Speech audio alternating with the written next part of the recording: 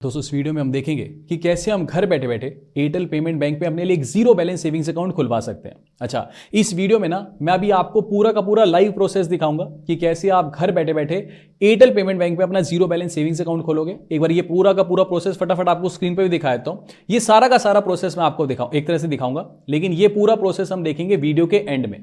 देखो, जो account opening का प्रोसेस है वो 2-4 मिनट का है, वो आपको कोई भी बता देगा। लेकिन उससे भी जरूरी चीज क्या है कि जिस बैंक में मैं अपना जीरो बैलेंस सेविंग्स अकाउंट खुलवाना चाहता हूं, पहले उसके फीचर्स तो मेरे को पता होने चाहिए। पता लगे अकाउंट खोल लिया, फटाफट प्रोसेस देख के अकाउंट खोलने के बाद ऐसे ऐसे चार्जेस कट रहे हैं जो फिर मेरे काम की भी कोई चीज नहीं है।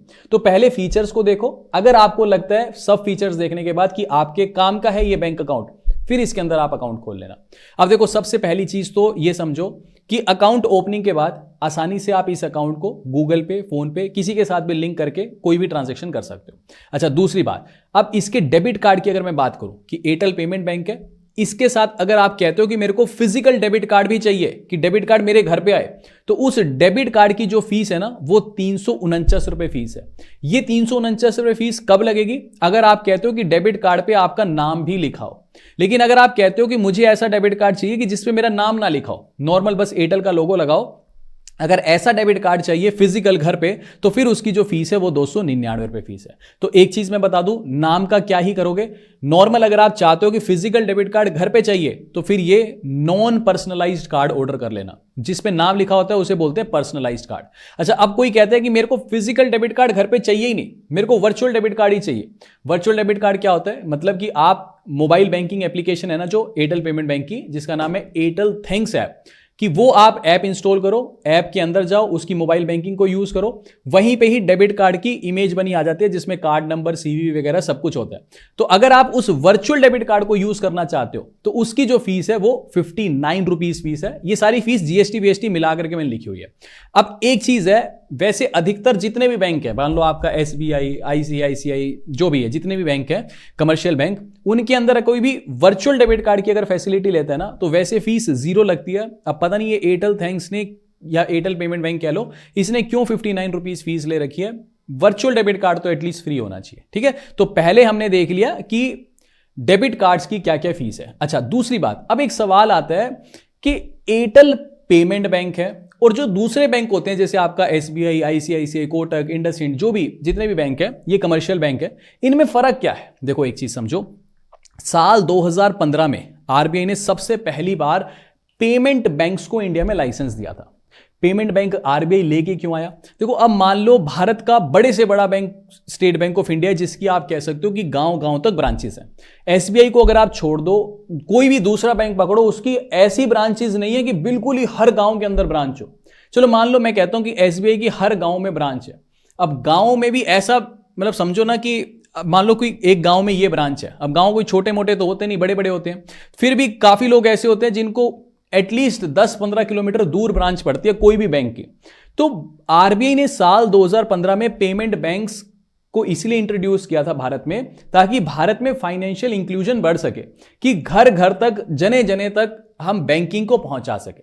क्योंकि देखो, जो नॉर्मल बैंक है, जैसे मान लो State Bank of India, ICICI, इनके अंदर अगर कस्टमर को बैंकिंग करनी है तो ब्रांच जाना पड़ेगा, और ब्रांच जाने के लिए पूरा ब्रांच का सेटअप लगाना पड़ता है। लेकिन जो ये पेमेंट बैंक है, जैसे मान लो अब एयरटेल पेमेंट बैंक की अगर मैं बात करूं, तो इनके एक तरह से बस आप कह सकते हो कि कस्टमर पॉइंट्स होते हैं। अब ये कस्टमर पॉइंट कुछ भी हो सकता है, समझ रहे हो बात को, कि ये एक किराने की दुकान पे भी कोई बैठा हो सकता है कि कोई किराने की दुकान पे ही हमने कस्टमर पॉइंट बना रखा है, वो पोज मशीन लेके बैठा है, आप अपना डेबिट कार्ड उसके पास जाओगे, वो पोज मशीन में स्वाइप करेगा और आपको कैश दे देगा। ऐसे ही आप कैश लेके जाओगे उसके पास, ठीक है, वो कैश आपका जमा कर लेगा, एक तरह से अपने पास जमा कर लेगा और आपके खाते में कैश जमा हो जाएगा। तो कोई भी हो सकता है इसका कस्टमर पॉइंट। हो सकता है कि कोई किराने वाला हो सकता है कि जहां पे एयरटेल के सिम वगैरह मिलते हैं वही एयरटेल पेमेंट बैंक का कस्टमर पॉइंट हो। तो गांव गांव में इसके कस्टमर पॉइंट बन गए। तो इसी, मान लो अब कोई गांव है, उस गांव के अंदर कोई ब्रांच नहीं है, बगल वाले गांव में ब्रांच है जो कि 20 किलोमीटर दूर है, तो बार बार बैंकिंग के लिए इतनी दूर ब्रांच में जाना पॉसिबल नहीं है। तो इन लोगों के लिए पेमेंट बैंक ज्यादा बेटर रहते हैं।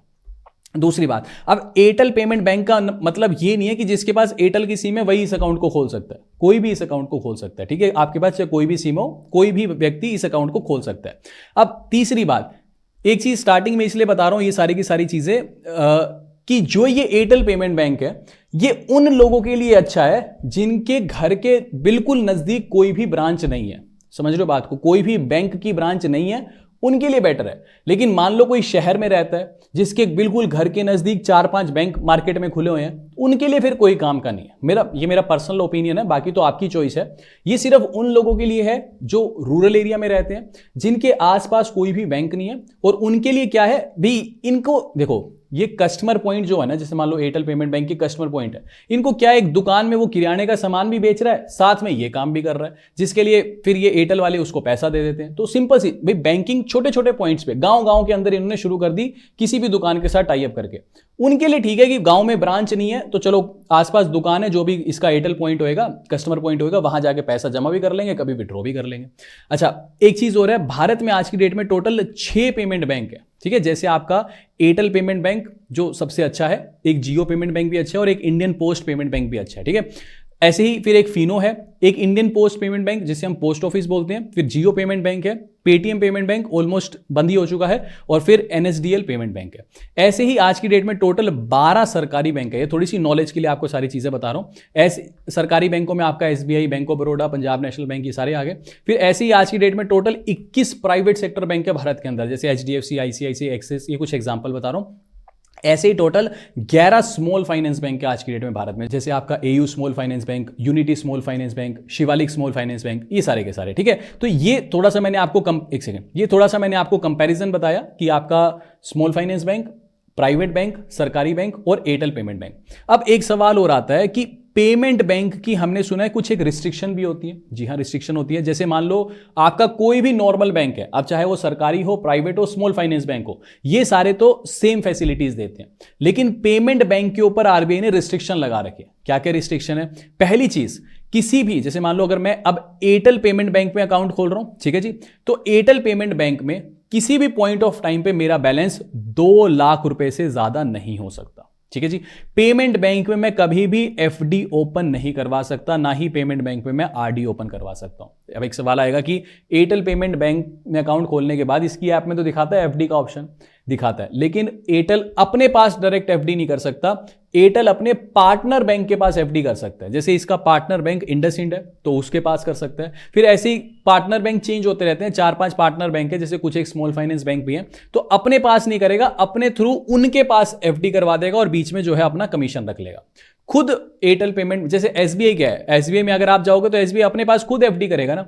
एयरटेल पेमेंट बैंक में आपने अकाउंट खोल दिया, अपने पास एफडी नहीं करेगा, अपने पार्टनर बैंक के पास एफडी करेगा। अच्छा, एयरटेल पेमेंट बैंक कह लो या कोई भी पेमेंट बैंक कह लो, कभी भी आपको लोन नहीं दे सकते, ना ही क्रेडिट कार्ड दे सकते हैं, ठीक है। तो ये कुछ एक इसके डिसएडवांटेजेस हैं, ये सारे के सारे हमने देख लिए। और फिर उसके बाद चलो आगे बढ़ते हैं। अब ये हमने देख लिया, डेबिट कार्ड की फीस मैंने आपको बता दिया, वर्चुअल डेबिट कार्ड की फीस भी मैंने आपको बता दी। इसके अलावा हाँ, अब देखो डेबिट कार्ड की फीस हम देख चुके हैं। एक सेकेंड, इसकी अगर मान लो मैं कहता हूं कि हम नॉर्मल डेबिट कार्ड भी लेते हैं तो 299 रुपये तो मेरे को कम से कम देने ही है भाई। अगर मैं विदाउट नेम डेबिट कार्ड लेता हूं तो 299 रुपये, अगर वर्चुअल डेबिट कार्ड लेता हूं तो 59 रुपीज। इसके अलावा अकाउंट फैसिलिटेशन चार्जेस, इसका मतलब है कि अकाउंट ओपनिंग के वक्त एक बार 100 रुपए का चार्ज मेरे को देना ही पड़ेगा, प्लस 18% जीएसटी, ये 118 रुपए अकाउंट ओपनिंग के नाम पे मेरे को देने पड़ेंगे। उसके बाद ये बेफालतू के चार्जेस हैं, पहली चीज, ठीक है। अभी इसलिए यहां पे मैं बता रहा हूं कि क्यों हमारे नॉर्मल बैंक अच्छे हैं, और इसलिए मैंने आपको स्टार्टिंग बताया था कि पहले फीचर्स को समझ लो फिर अकाउंट खोल लेना। बहुत सी वीडियोस होती हैं कि आओ जी अकाउंट खोलो और चलो टाटा बाय बाय, लेकिन पहले फीचर समझने जरूरी है।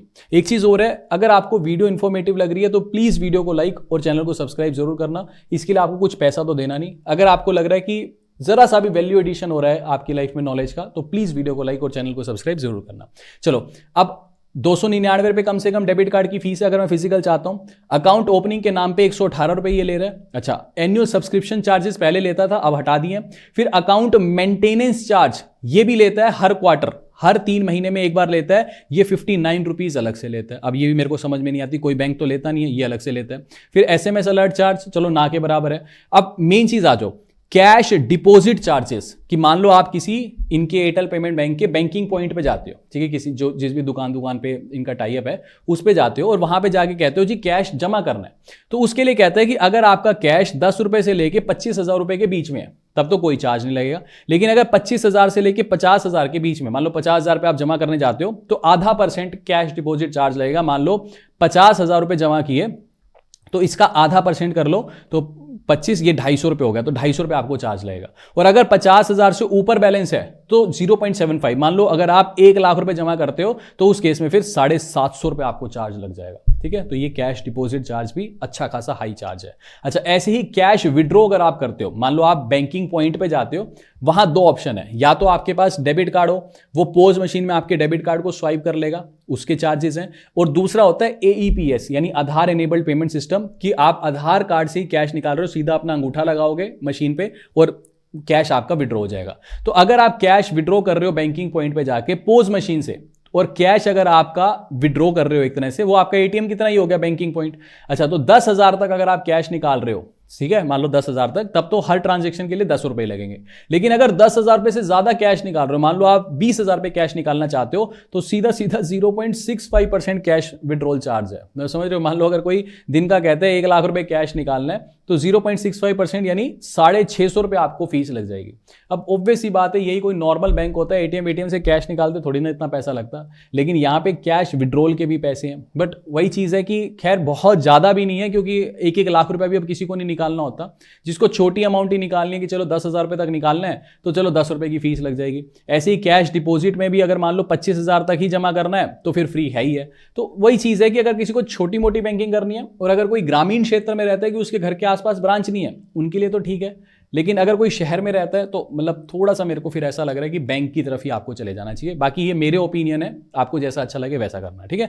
अच्छा, आधार एनेबल्ड पेमेंट सिस्टम यानी अंगूठा लगा करके उससे करते हो तो फिर कोई चार्ज नहीं है, लेकिन उसकी लिमिटेशन है कि दिन में 2 ही ट्रांजेक्शन कर सकते हो, महीने में ज्यादा से ज्यादा 10 ही ट्रांजेक्शन कर सकते हो, और महीने में ज्यादा से ज्यादा 50,000 रुपए ही कैश विड्रॉ कर सकते हो। तो ये ऑलमोस्ट सारी चीजें होगी। अच्छा, अब एक आता है इंटरेस्ट रेट। काफी लोग बड़ा बड़ा क्या लिखते हैं ये कि 6.5% हम ब्याज देते हैं सेविंग्स अकाउंट पे, ठीक है। अब मैंने आपको बताया 2 लाख रुपए से ज्यादा आप इसमें बैलेंस नहीं रख सकते, तो 0 से लेकर के 1 लाख रुपए तक जो बैलेंस आपके अकाउंट में पड़ा है उस पे तो देते हैं सिर्फ ये 1.5% ही ब्याज, और जो 1 लाख से 2 लाख बैलेंस आपके अकाउंट में पड़ा है उस पे देते हैं 6.5% ब्याज, ठीक है। ये अभी 1 सितंबर 2025 से ही घटाया है। पहले यहां 2% मिलता था 0 से 1 लाख रुपए रखे बैलेंस पे, और जो 1 लाख से 2 लाख तक बैलेंस रखा हुआ है उस पे पहले 7% मिलता था। अब यहां 6.5 कर दिया है और यहां पे 1.5 कर दिया है। अब मान लो अगर किसी के अकाउंट में 1.5 लाख रुपए बैलेंस पड़ा है तो शुरू का जो 1 लाख है उस पे तो सिर्फ 1.5% ही ब्याज मिलेगा। जो 1 लाख से लेकर के 1,50,000 यानी ये जो 50,000 पे पड़े हैं इस पे 6.5% ब्याज मिलेगा। तो आप ये नहीं कह सकते कि जी 6.5% ब्याज है, 6.5% ब्याज है। और कितने ही लोग यहां पे 1 लाख से ऊपर बैलेंस रखने वाले हैं, समझ गए बात को। तो मोटा मोटा 1.5% ही सेविंग्स अकाउंट पे ब्याज मिल रहा है। ये मैंने सब कुछ आपको बाइफरकेट करके बता दिया।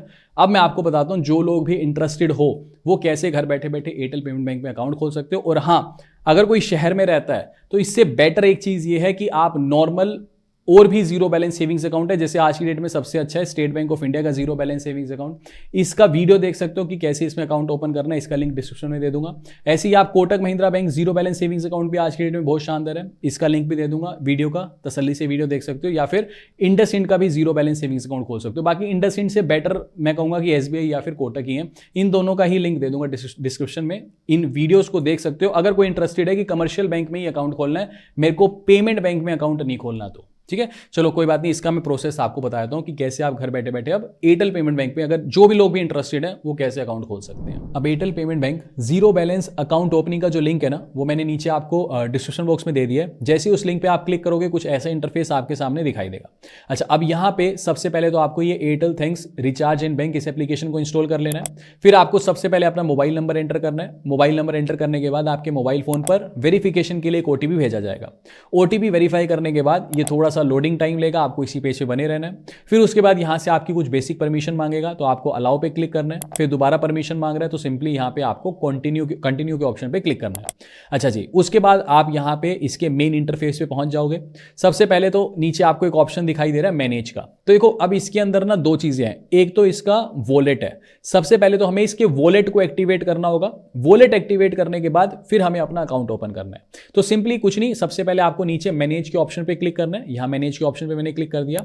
अब यहां पे देखो सबसे ऊपर क्या लिखा हुआ है बड़ा बड़ा, earn 6.5% interest on savings account. मैंने बताया ना पहले 7% मिलता था, अब 6.5% मिलता है। खैर वो भी मैंने आपको बता दिया, 6.5% तो ये लिख रहे हैं, वो कब मिलेगा, जो 1 लाख से 2 लाख वाला बैलेंस है उस पर मिलेगा, अदरवाइज 1.5% ही सेविंग्स अकाउंट का ब्याज है। लिखते बहुत कुछ है बट रियलिटी जो भी है मैंने सारी की सारी आपको समझा दी। कोई बात नहीं, इसके नीचे आपको ओपन अकाउंट का जो ऑप्शन दिख रहा है उस पर क्लिक करना है, फिर ये रेड कलर का कुछ इंटरफेस दिखेगा ऐसा, फिर उसके बाद अगले पेज पे जो है ये आपको ले जाएगा। अब अगले पेज पे यहाँ पे आपकी कुछ एक बेसिक डिटेल पूछ रहा है। जैसे सबसे पहले बोल रहा है कि जी आप अपना फर्स्ट नेम एंटर कर दो, फिर ऐसे ही आप अपना लास्ट नेम एंटर कर दो, फिर नीचे आपको अपनी डेट ऑफ बर्थ एंटर करनी है, फिर यहाँ पे अपना पिन कोड एंटर करना है, जिस भी शहर में आप रहते हो पिन कोड एंटर करना है। फिर यहाँ पे बोल रहे हैं कि वैलिडेशन डॉक्यूमेंट सेलेक्ट करो, यहाँ पे कोई भी डॉक्यूमेंट सेलेक्ट कर सकते हो, जैसे आधार कार्ड, आपका ड्राइविंग लाइसेंस, वोटर कार्ड, कुछ भी, ठीक है। यहाँ पे सेलेक्ट, जैसे मैं अब यहाँ पे आधार कार्ड सेलेक्ट कर रहा हूँ तो नीचे बोल रहे हैं वैलिडेशन डॉक्यूमेंट नंबर, तो यहाँ पे जो मैंने ऊपर आधार कार्ड सेलेक्ट किया तो मेरे को नीचे आधार कार्ड का नंबर एंटर करना है, फिर अपना मोबाइल नंबर एंटर करना है, उसके बाद नीचे इस चेकबॉक्स को सिलेक्ट करना है, फिर यहाँ पे व्हाट्सएप बैंकिंग को ऑन रहने दो ताकि व्हाट्सएप पे नोटिफिकेशन आती रहे। ये सारी डिटेल एंटर करने के बाद नीचे फिर मेरे को कंटिन्यू के ऑप्शन पे क्लिक करना है। फिर अगले पेज पे बोल रहे हैं let's secure your wallet with an MPIN 4 digit password. ये बोल रहे हैं 4 अंकों का एमपिन सेट कर लो। ये जो 4 अंकों का एमपिन होगा ना अकाउंट खुलने के बाद, ये आपका एज अ पासवर्ड काम करेगा जब भी आप एयरटेल थैंक्स ऐप में लॉगिन करना चाहोगे। तो यहाँ 4 अंकों का मैं पासवर्ड सेट कर लेता हूँ, नीचे वही कंफर्म एमपिन करना है, वही पासवर्ड दोबारा एंटर करूंगा, उसके बाद नीचे फिर डन के ऑप्शन पे क्लिक करूंगा। फिर मेरे मोबाइल फोन पर वेरिफिकेशन के लिए एक ओटीपी भेजा जाएगा, वो ओटीपी एंटर करूंगा। उसके बाद नेक्स्ट पेज पर कुछ ऐसा इंटरफेस मेरे सामने दिखाई देगा। यहाँ पे ये बोल रहे हैं कि कॉन्ग्रेचुलेशंस केवाईसी रजिस्ट्रेशन सक्सेस, यानी यहाँ से अब हमारा जो वॉलेट है वो एक्टिवेट हो चुका है। ठीक है, तो हमें यहाँ पे सिंपली नीचे एक्सप्लोर वाले ऑप्शन पे क्लिक करना है।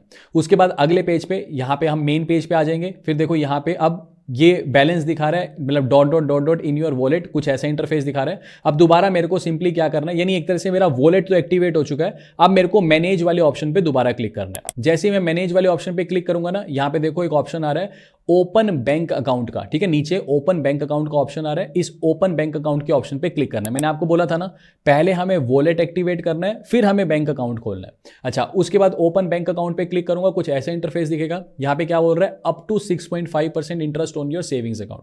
ठीक है जी, तो उसके लिए मेरे को क्या करना होगा, बोल रहे अपना पैन कार्ड नंबर एंटर कर दो, नीचे आधार नंबर एंटर कर दो, फिर उसके बाद सबसे नीचे चेकबॉक्स को हम सेलेक्ट करेंगे और सबसे नीचे ओपन माई अकाउंट नाउ वाले ऑप्शन पे क्लिक करेंगे।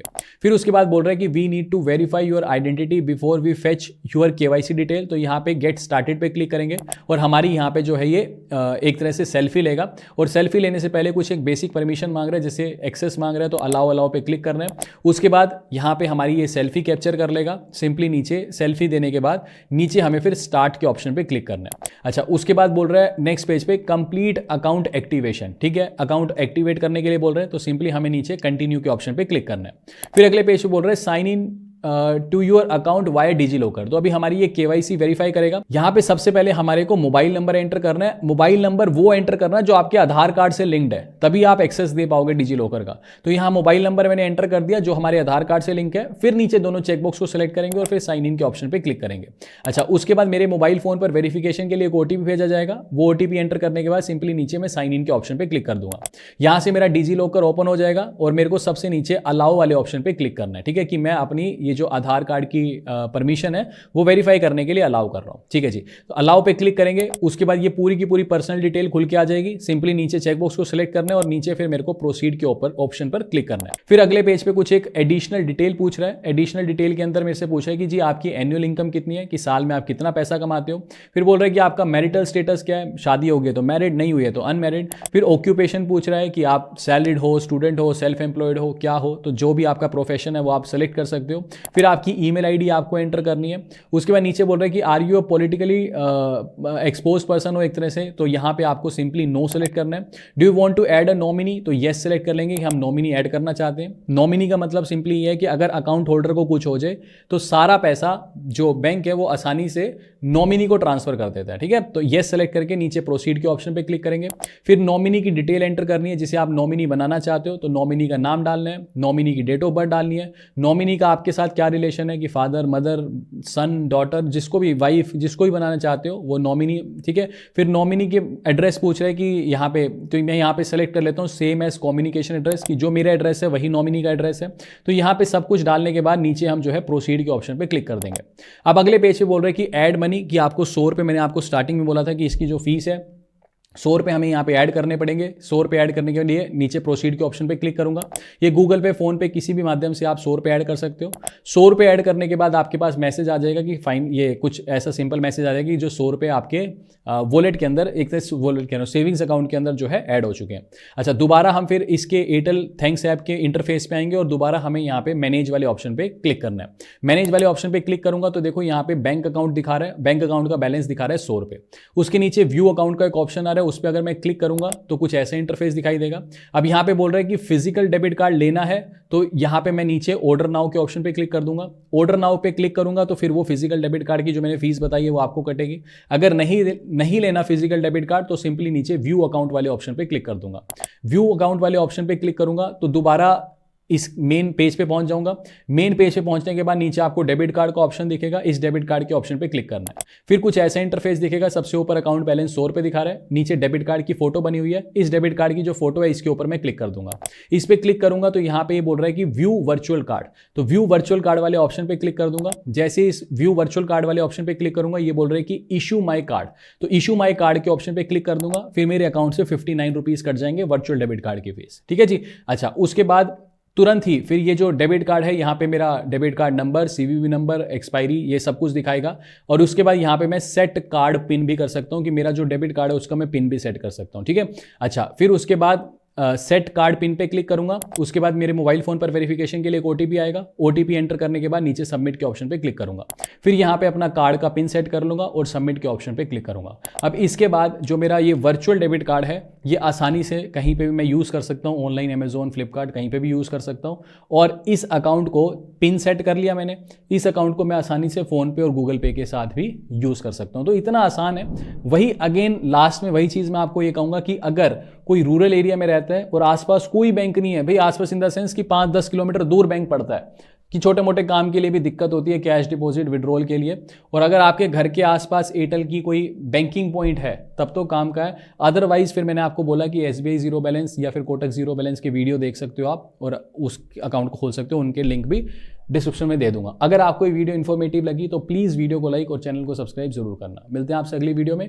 अभी के लिए this is end of the video. Thanks for listening and thank you all.